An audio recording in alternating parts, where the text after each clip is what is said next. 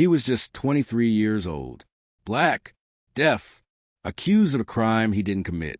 And in just 4 minutes, his fate was sealed.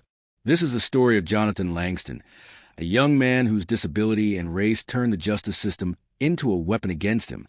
Jonathan lived in Birmingham, Alabama. He was born deaf, raised in a foster home, and like many who grow up with nothing, he worked twice as hard just to survive.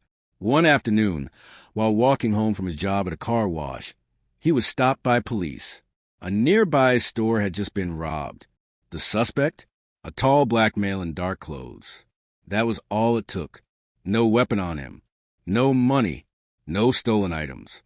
Jonathan couldn't hear the commands being shouted at him. He froze. The officers yelled louder, thinking he was resisting. Seconds later, he was on the ground, cuffed, bleeding, confused. At the station, things only got worse. Jonathan kept trying to explain, using hand signs, mouthing words. But no interpreter was provided. Instead of waiting, officers wrote a report, and prosecutors built a case. Within 72 hours, he was standing before a judge. He didn't understand the charges. He didn't understand the questions. And he had no lawyer present.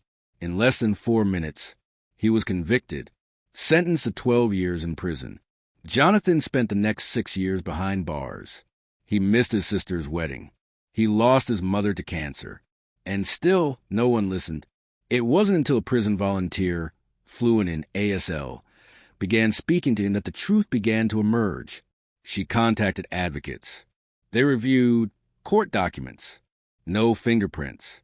No surveillance video. No interpreter. No defense. Just 4 minutes. And his life was stolen. After a long legal battle, Jonathan's conviction was overturned. A new judge reviewed the case and called it a catastrophic failure of justice. But even freedom came with a price. Jonathan struggles to find work. His criminal records still haunt him, and his trust in the system is shattered. Jonathan once signed these words during an interview.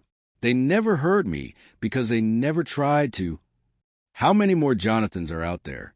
People silenced not just by their disabilities, but by a system too blind or too cruel to care? Justice must speak for everyone. But when it chooses who deserves a voice, that's not justice. That's oppression.